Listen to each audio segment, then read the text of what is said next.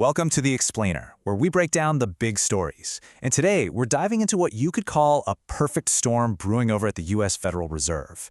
We're talking a high-stakes economic gamble, some really intense political pressure, and a huge leadership change right on the horizon. Let's get into it. So, the Fed just cut interest rates. Big news, right? But here's the thing. This move has basically split the room. Experts, policymakers, they're all debating it. Is this the right medicine for an economy that's cooling off, or is the Fed kind of playing with fire here? So what did they actually do? They brought the new target range for the federal funds rate down to between 3.50 and 3.75%. That quarter-point cut is meant to make borrowing cheaper, get the economy moving. And since this rate ends up influencing everything from mortgages to car loans, this move is going to be felt by millions of people. But here's where it gets interesting. This was not a unanimous decision, not by a long shot. I mean, look at this. 3 of the 12 voting members actually voted against the cut. And that tells you something, right? It's a huge signal that even the people in the room are really uncertain about what to do next.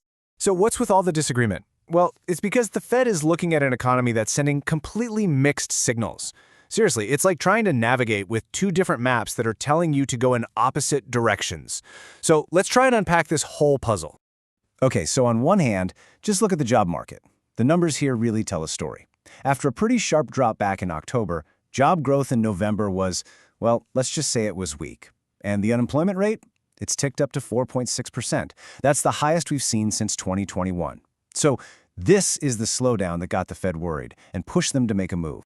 Okay, so you see a cooling job market, and you think, easy, cut rates, right? Well, not so fast. There's a really big but in this story. And that but has a name. Inflation. I mean, it is still running hot at 2.7%. And remember, the Fed's target, their goal is 2%. So the big fear here is that if you cut interest rates now, you're just going to pour gasoline on that fire and send prices right back up. And this right here, this is the insane tightrope the Fed has to walk. Do you cut rates to try and help out the job market, but risk making everything more expensive for everyone?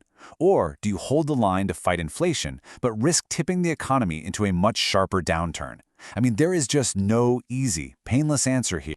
All right, so as if trying to balance the economy on the head of a pin wasn't tricky enough, there's another massive force at play here. We're talking about intense political pressure. And it's coming straight from the White House.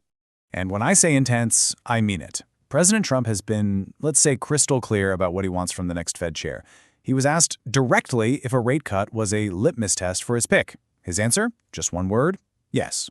Now, that is an incredibly public and direct demand to make of what's supposed to be an independent central bank. And that kind of pressure, it flies right in the face of a core principle of modern economics, central bank independence. You see, the whole idea is that the Fed has to be free from the day-to-day political grind. Why? So it can make the tough, sometimes unpopular decisions like, say, hiking rates to crush inflation that are good for the economy in the long run. Okay, so get this. All of this chaos is happening right as the Federal Reserve is about to go through a major leadership change. Yep, a new person is about to take the helm, which just throws another huge layer of uncertainty onto the pile. So the current chair, Jerome Powell, his term is up in May of 2026, and President Trump is expected to name his choice for the next chair, well, any day now, really.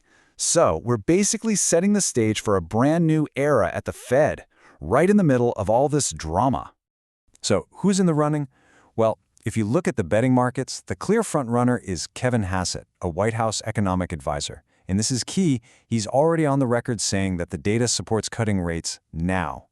Of course, there are other names being floated, including some current and former Fed officials. So let's just put all the pieces together, right? The bottom line is this. Whoever becomes the next Fed chair is walking straight into a perfect storm. They're going to inherit a committee that's already divided. They'll be staring at economic data that's pointing in 2 directions, and from day one, they're going to face this impossible no-win test of loyalty versus credibility. One analyst described the job as an impossible balancing act, and that really hits the nail on the head. The new chair is going to have to prove their independence to the global markets, while at the exact same time satisfying the president who put them there. Good luck with that. And make no mistake, the stakes here are incredibly high. We don't have to look back that far for a warning. Just think about what happened in the UK back in 2022. The moment investors lost faith in the government's economic leadership, they started dumping UK bonds, and it triggered a massive financial crisis. It's a really stark reminder of what happens when that credibility just evaporates. And look, I know this can all sound like some abstract, high-level economic debate, but it's not. The decisions the Fed makes, they have a direct impact on the interest rate you pay for your mortgage, for your car, they affect the security of your job, the value of your retirement savings, really the stability of the entire U.S. economy. So all of this leaves us with one final, absolutely critical question. With the economy balanced on a knife's edge and political pressure at a fever pitch, can the Fed actually steer America clear of a crisis? The answer to that question is probably going to define the economy for all of us for years to come.